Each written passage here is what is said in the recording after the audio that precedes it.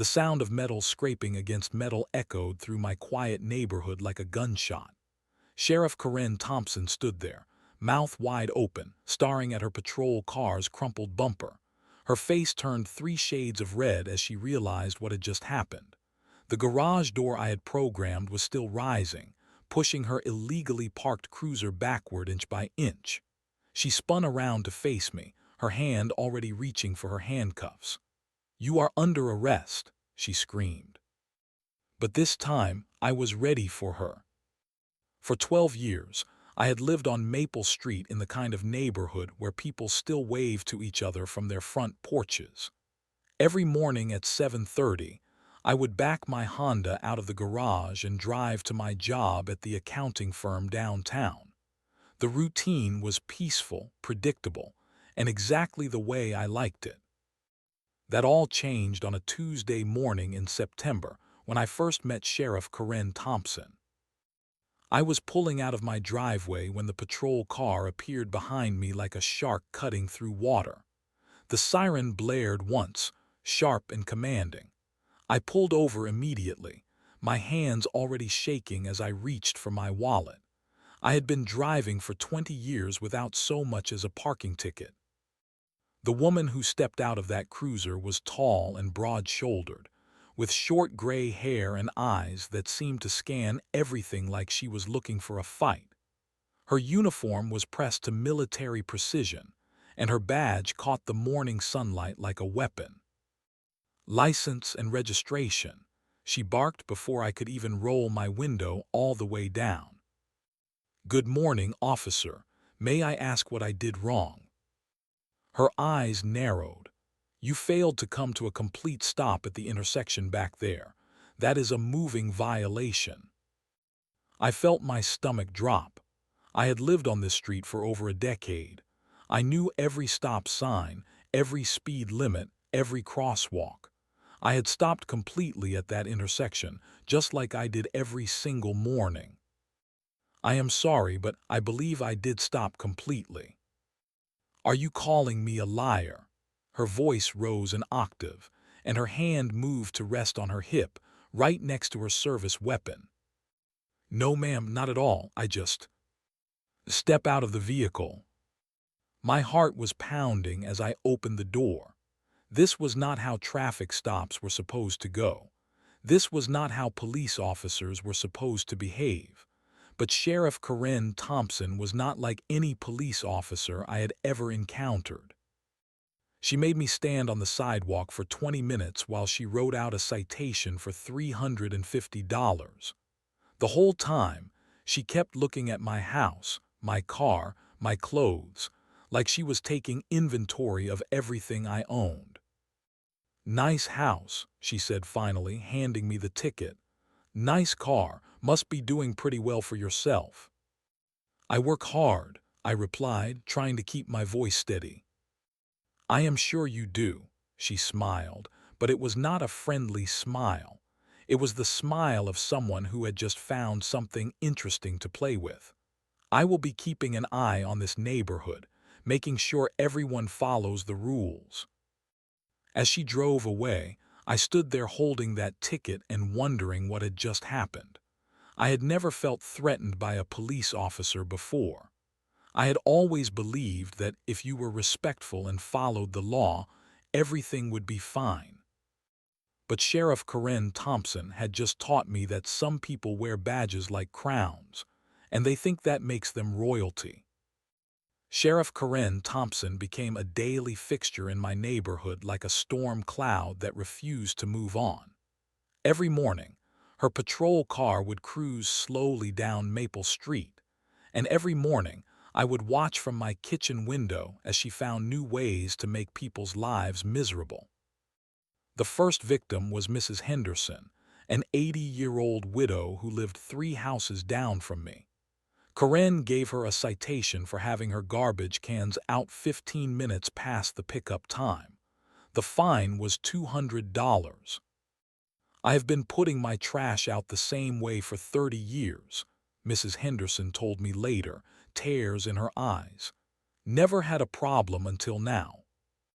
Next was Tom Rodriguez, who got ticketed for parking his work truck in his own driveway because it was supposedly too close to the sidewalk. The truck had been parked in that exact same spot for 5 years without anyone caring. But Karen was just getting started. She began targeting me specifically, like I was some kind of personal project. Every few days, there would be a new citation tucked under my windshield wiper: parking too close to a fire hydrant that was 30 feet away, having my trash can oriented the wrong direction, letting my grass grow half an inch too tall according to some obscure city ordinance I had never heard of. The worst part was not the money, though the fines were adding up fast. The worst part was the way she looked at me during these encounters, like she was savoring every moment of my frustration. She would stand there with her arms crossed, watching me read the citation, waiting for me to lose my temper so she could escalate things even further. "You seem upset," she said one morning after handing me a ticket for having a small oil stain on my driveway. "Is there a problem?" "I just do not understand what I am doing wrong." "The law is the law. If you do not like it, you can take it up with the city council." I tried exactly that. I went to the next city council meeting and stood up during the public comment period to complain about the excessive enforcement in our neighborhood. I brought photographs of the supposed violations and showed how ridiculous the citations were. The council members nodded politely and promised to look into it, but nothing changed. If anything, Karen seemed to take my complaint as a personal challenge. She started parking her patrol car at the end of my street and just sitting there for hours, like she was conducting surveillance on a drug dealer instead of watching a middle-aged accountant mow his lawn. Whenever I left the house, she would follow me for a few blocks before turning off, just to let me know she was watching. My neighbors started avoiding me, not because they blamed me for the harassment, but because they were afraid of becoming targets themselves. The sense of community that had made Maple Street feel like home was disappearing, replaced by fear and suspicion. I called the police department's Internal Affairs Division to file a formal complaint. The officer who took my call was polite but not particularly interested. "Sheriff Thompson is new to the area," he explained. "She is just trying to establish law and order. Maybe you should try following the rules a little more carefully." That was when I realized that Karen was not some rogue cop acting on her own. She had the backing of the department, and probably the blessing of her superiors who wanted someone to crack down on what they saw as suburban entitlement. I was fighting a war with someone who had all the weapons, and I was armed with nothing but righteous indignation and a stack of unfair tickets. But I was not ready to give up, not yet.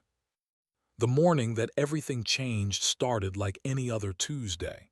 I had an important client meeting at 9:30, which meant I needed to leave the house by 8:15 to account for traffic. I had my coffee, checked my emails, grabbed my briefcase, and hit the garage door opener. The door rumbled to life and began its slow climb upward. But instead of revealing the empty driveway I expected, I found myself staring at the rear bumper of Sheriff Karen Thompson's patrol car, parked so close to my garage that there was maybe 6 inches of clearance. My first thought was that this had to be some kind of mistake. Maybe she was responding to an emergency call and had pulled over quickly. But as I walked around to the driver's side window, I could see Karen sitting there calmly, sipping coffee from a travel mug and reading something on her phone. I tapped gently on the window. She looked up with that same predatory smile I had come to know so well. "Excuse me, Sheriff Thompson. I need to get my car out to go to work. Could you please move your vehicle?" She rolled the window down halfway. "I am conducting official police business." I looked around. There was no emergency, No crime scene, no other vehicles, just Karen sitting in her patrol car deliberately blocking my garage. What kind of official business? That is not your concern, citizen. The way she said the word citizen made it sound like an insult. I felt my jaw clench, but I forced myself to stay calm. I understand you have a job to do, but I also have a job to do. I have an important meeting this morning. That sounds like a personal problem. I stood there for a moment, trying to process what was happening. This was not about law enforcement or public safety. This was about power and control. Karen had found a new way to torment me, and she was clearly enjoying every second of it. How long do you plan to be here? As long as it takes. As long as what takes. But she had already rolled the window back up and returned to her phone. I called my client to explain that I would be late for our meeting. Then I called the police department to report that one of their officers was blocking my driveway for no apparent reason. The dispatcher took my information and promised someone would look into it. Nobody came. I sat in my living room, watching Karen through the window, feeling more helpless than I had ever felt in my entire life. She was not breaking any laws, technically. She was a police officer parked on a public street.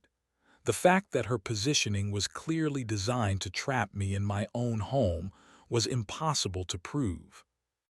Around noon, she finally drove away without a word. I had missed my client meeting, lost a potential contract worth $15,000, and spent 4 hours being held prisoner in my own house by someone who was supposed to serve and protect the community. That evening, I did something I had never done before. I started researching Sheriff Karen Thompson online. What I found made my blood run cold. Karen had been a sheriff's deputy in 3 different counties over the past 10 years. In each case, she had left under circumstances that were described as pursuing other opportunities or seeking new challenges.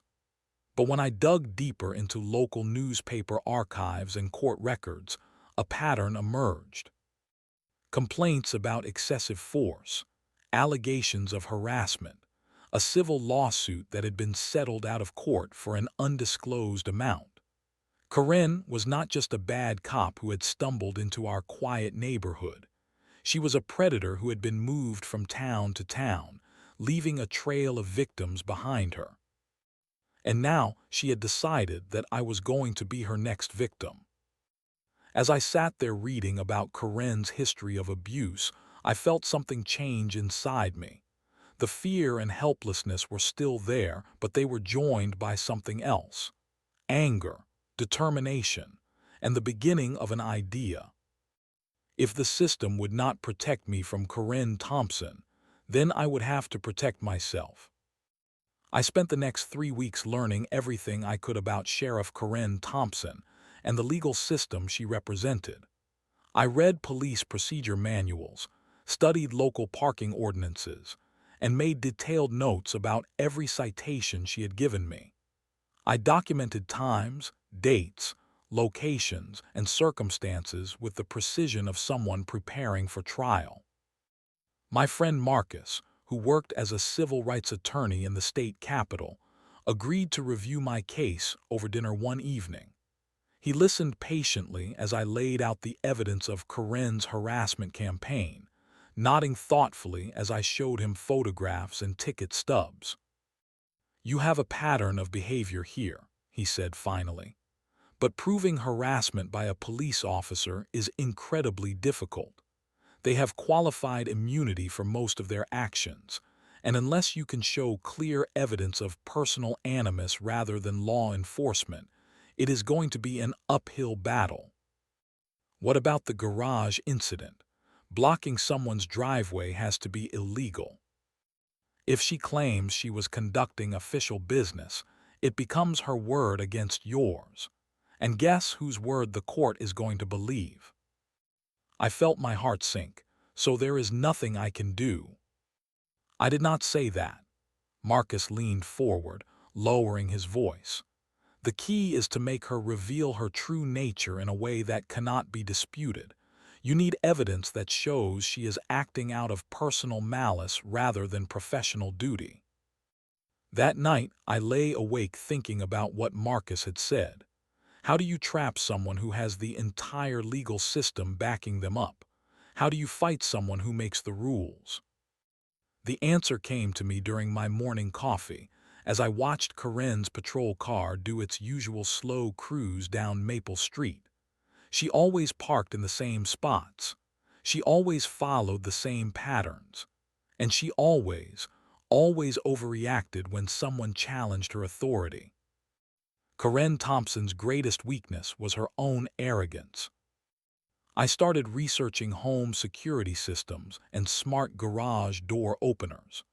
I read installation manuals and programming guides until I understood exactly how proximity sensors worked and how they could be calibrated to activate at specific distances. I also started talking to my neighbors more deliberately, not to complain about Karen, but to listen to their stories. Mrs. Henderson told me about the time Karen had made her stand outside in the rain for 30 minutes while writing a citation for having her newspaper delivery box 6 inches too close to the mailbox. Tom Rodriguez described how Karen had threatened to have his work truck impounded because it was supposedly blocking the sidewalk, even though there was clearly enough room for pedestrians to pass. Every conversation revealed the same pattern. Karen would find minor violations, escalate them into major confrontations, and then use her authority to punish anyone who dared to question her judgment. She was not interested in law enforcement. She was interested in domination. But she had made one critical mistake. She had become predictable. I knew that Karen would continue to park in front of my garage whenever she wanted to assert her power over me. I knew she would refuse to move when asked, because backing down would undermine her authority. And I knew she would eventually push things too far, because bullies always do. All I had to do was give her the opportunity to hang herself with her own rope. The plan that formed in my mind was simple, legal, and absolutely foolproof. Karen Thompson was about to learn that some people fight back, and when they do, they fight smart. Installing a smart garage door system turned out to be more complicated than I had expected, but I was determined to get every detail right. I spent 2 weekends watching YouTube tutorials and reading technical manuals until I understood exactly how proximity sensors, wireless controllers, and automated programming work together. The system I chose was designed for people who wanted to open their garage doors remotely using a smartphone app, but it also had advanced features that most homeowners never used. Proximity sensors could be programmed to detect objects within specific distances. Motion detectors could be calibrated to respond to movement in defined zones. And most importantly, everything could be set to activate automatically based on preset conditions.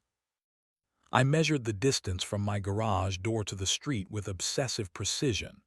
According to city ordinances, vehicles were required to park at least 4 feet from any driveway entrance to allow for safe ingress and egress.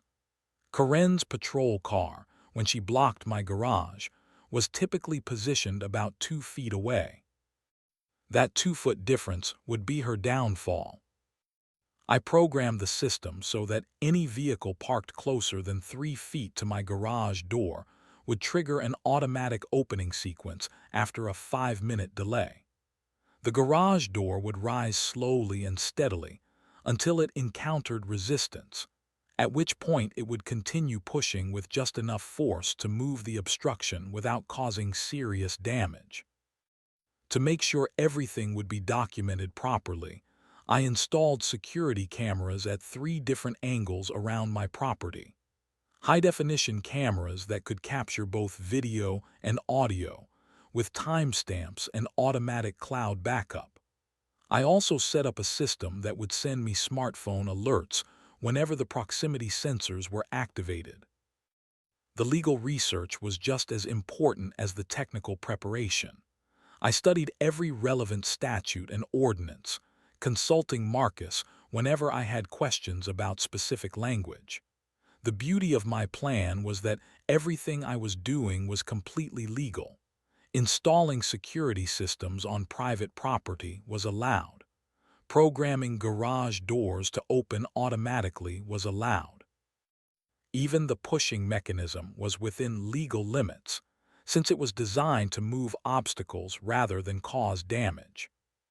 Karen, on the other hand, would be clearly violating parking ordinances whenever she blocked my driveway. I also spent time coordinating with my neighbors. Mrs. Henderson agreed to let me install a camera on her front porch that had a clear view of the street. Tom Rodriguez positioned his own security camera to capture a different angle. We were not conspiring to commit any crime. We were simply documenting what happened in our neighborhood on a daily basis. The most important part of the preparation was psychological. I practiced staying calm and reasonable during confrontations. I rehearsed exactly what I would say when Karen inevitably accused me of damaging her vehicle. I prepared copies of all the relevant legal documents, photographs of proper parking distances, and video evidence of her previous harassment. Marcus reviewed my plan one final time and gave me his professional opinion. "It is risky," he said, "but it is also brilliant. You are not doing anything to her. You are simply allowing her own illegal behavior to have natural consequences." 2 months after the garage incident, everything was in place. The smart garage door system was installed and tested. The cameras were positioned and recording. The legal documentation was organized and ready. My neighbors were informed and supportive. All I had to do was wait for Sheriff Karen Thompson to do what she always did: abuse her power and assume there would be no consequences. I did not have to wait long. On a Thursday morning in November, I was sitting at my kitchen table reviewing client files when my smartphone buzzed with an alert. The proximity sensors had detected a vehicle in the restricted zone near my garage door. I looked out the window and smiled. Karen's patrol car was parked in its usual spot, blocking my garage with mathematical precision. She was sitting in the driver's seat, talking on her radio, completely oblivious to the fact that she had just triggered a 5-minute countdown to her own humiliation. I grabbed my keys and walked outside, knowing that this would be the last time Sheriff Karen Thompson ever parked in front of my garage. I approached Karen's patrol car with the same polite demeanor I had maintained throughout months of harassment. She looked up from her radio conversation as I tapped gently on her window, and I saw that familiar flash of irritation cross her face. "Sheriff Thompson, I need to get my car out to run some errands. Could you please move your vehicle?" She finished her radio call before acknowledging me, letting the silence stretch just long enough to establish who was in control. When she finally rolled down her window, her expression was pure condescension. "I am conducting official business here. You will have to wait. I understand that you have a job to do, but you are parked very close to my garage entrance. I am not sure there is enough clearance for me to get out safely." "Then I guess you should have bought a house with a bigger driveway." This was exactly the response I had been hoping for: dismissive, arrogant, and completely unreasonable. I pulled out my smartphone and checked the proximity sensor app. 3 minutes and 30 seconds remaining. "How long do you think you will need to be here?" "As long as it takes." Karen's voice was getting sharper, the way it always did when someone had the audacity to question her authority. If you have a problem with that, you can file a complaint. I am not trying to cause problems. I am just trying to understand the situation. The situation is that I am a police officer conducting official business, and you are a citizen who needs to learn some respect. 2 minutes and 15 seconds. Karen got out of her patrol car and walked around to face me directly. This was her intimidation technique, using her height and uniform to make me feel small and powerless. In the past, it had worked perfectly, but today I was not the same person who had cowered during our first encounter. "Let me explain something to you," she said, stepping closer so that I had to look up to meet her eyes. "I am the law in this neighborhood.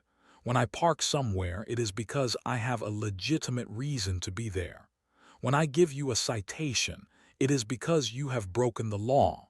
And when I tell you to wait, you wait." 1 minute and 45 seconds. "I am not trying to disrespect you, Sheriff Thompson. I am just asking. You are questioning my authority. That is exactly what you are doing." Her hand moved to rest on her hip, right next to her handcuffs. It was a gesture designed to remind me that she had the power to arrest me at any moment, for any reason she chose to invent. "Every time I come to this neighborhood, you have some kind of attitude problem. Every time I write you a citation, you act like I am the bad guy. Well, let me tell you something. I am not going anywhere. This is my beat, this is my jurisdiction, and you are going to learn to respect that." 1 minute and 10 seconds. I could see Mrs. Henderson watching from her front window. Tom Rodriguez had come out to check his mail and was lingering near his mailbox. Other neighbors were starting to pay attention to the confrontation happening in front of my house. Karen was putting on a show, demonstrating her power for everyone to see. "Maybe you should consider getting rid of this house," she continued, gesturing dismissively at my property. "Find somewhere else to live, somewhere with people who understand how things work." 30 seconds. "I have lived here for 12 years, I said quietly. "This is my home." "Not anymore, it is not. Not if you keep causing problems." 15 seconds. Karen turned to walk back to her patrol car, satisfied that she had put me in my place once again. She opened the driver's side door and paused to deliver one final insult. "Next time I park here, I do not want to hear a word from you. Not one word. Do you understand me?" 5 seconds. "Yes, ma'am," I replied. "I understand perfectly." The garage door motor clicked to life with a soft hum that was barely audible from the street.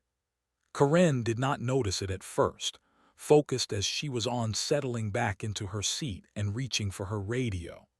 But the sound grew louder as the door began its programmed ascent, and by the time she realized what was happening, it was too late to do anything about it.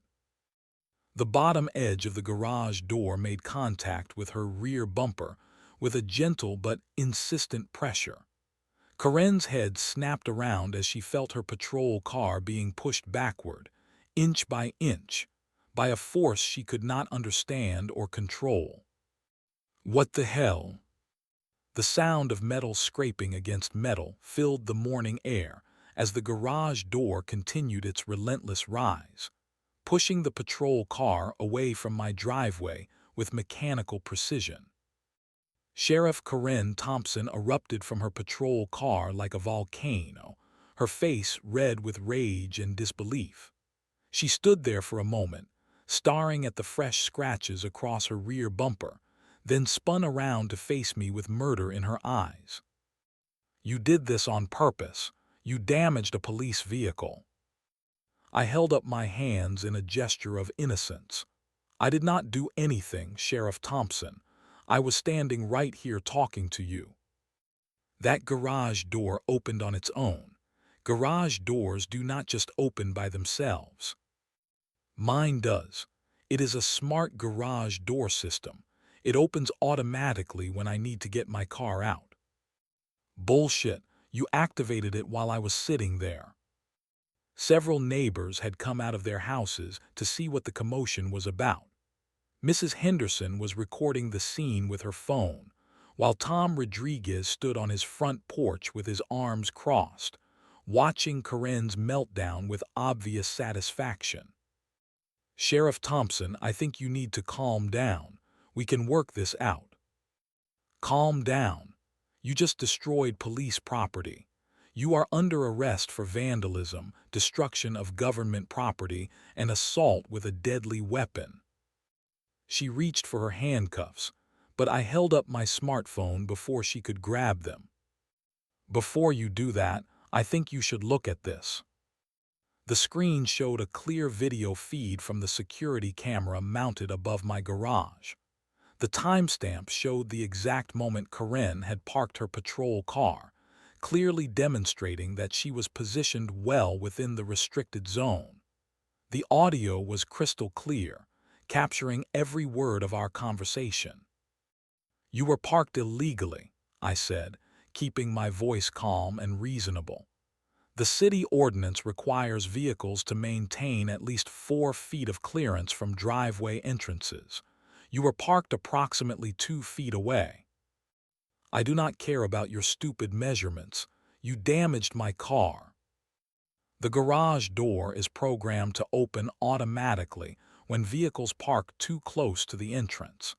It is a safety feature designed to prevent accidents. You can see right here on the video that the door activated because your vehicle was illegally positioned. Karen snatched the phone from my hand and stared at the screen, her expression shifting from rage to confusion to something approaching panic. The video evidence was undeniable. She had parked illegally, refused to move when requested, and then threatened me with arrest for asking her to follow the law.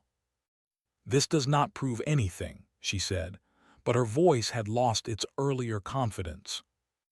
There are also cameras from multiple angles, I added, gesturing toward Mrs. Henderson's house and Tom Rodriguez's property, and about 20 witnesses who saw the whole thing. That was when Sheriff Karen, Thompson's supervisor, arrived. Captain Rodriguez, no relation to my neighbor Tom, was a quiet, professional man in his 50s who had been with the department for over 20 years. He had apparently been monitoring Karen's radio communications and decided to check on her extended stay in my neighborhood. What seems to be the problem here? He asked, looking at the scratched patrol car and Karen's flushed face. This citizen deliberately damaged my vehicle with his garage door. I want him arrested immediately. Captain Rodriguez walked around the patrol car, examining the damage and the positioning.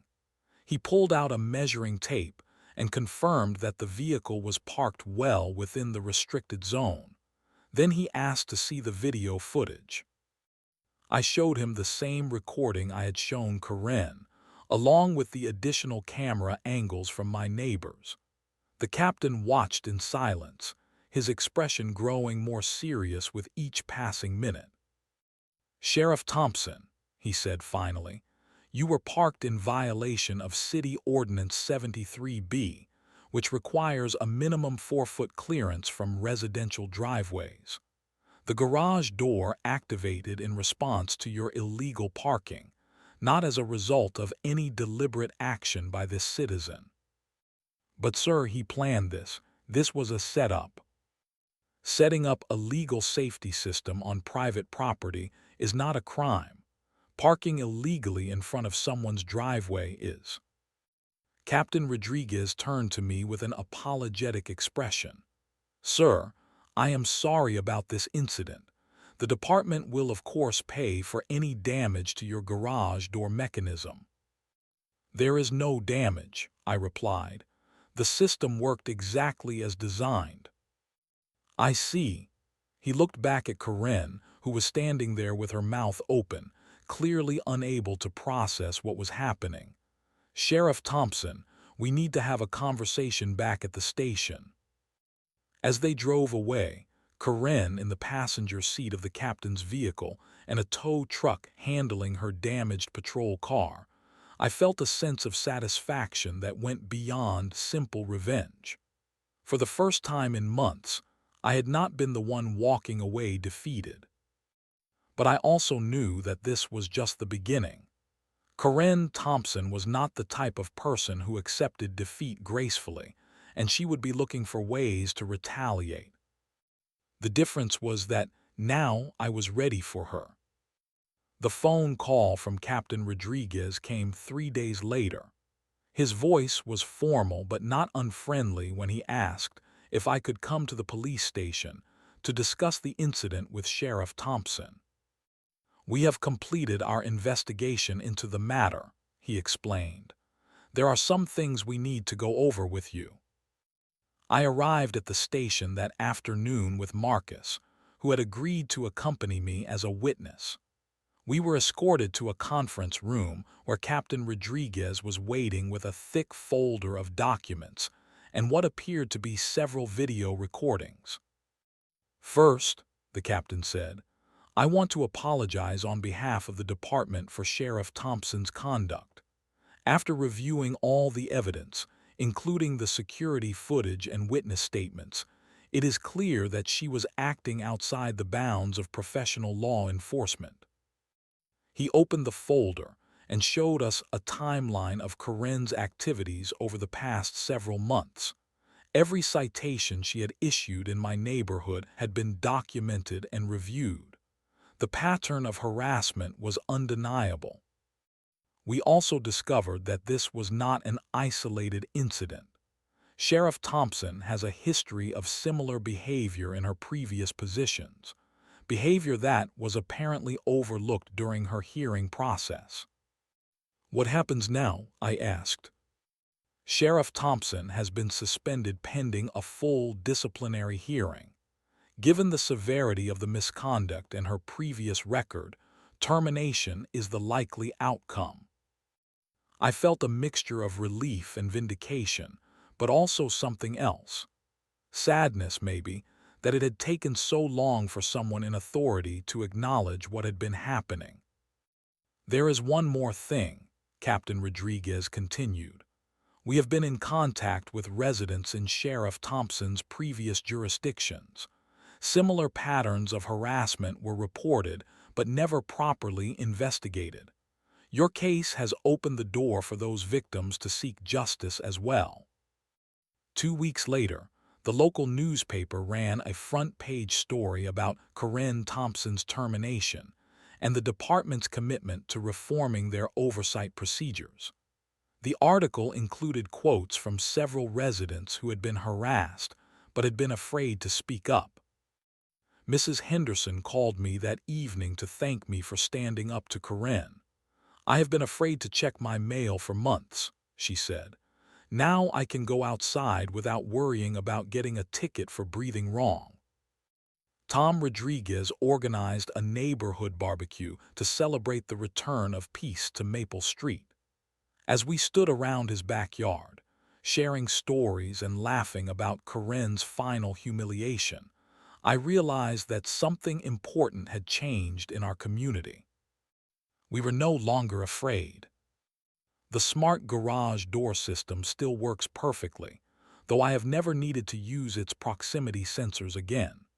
The new sheriff assigned to our area is professional, courteous, and seems to understand that his job is to serve the community, not terrorize it. But the most important lesson I learned from my experience with Sheriff Karen Thompson was not about technology or legal procedures. It was about the power that ordinary people have when they refuse to be victims. Bullies rely on their victims staying quiet, isolated, and afraid. They count on people being too intimidated to fight back, too ashamed to ask for help, or too convinced that the system will always protect those in power. Karen Thompson made the mistake of assuming that I would be just another victim in her long career of abuse. She underestimated the power of preparation, documentation, and strategic thinking. Most importantly, she underestimated the willingness of good people to stand together against injustice.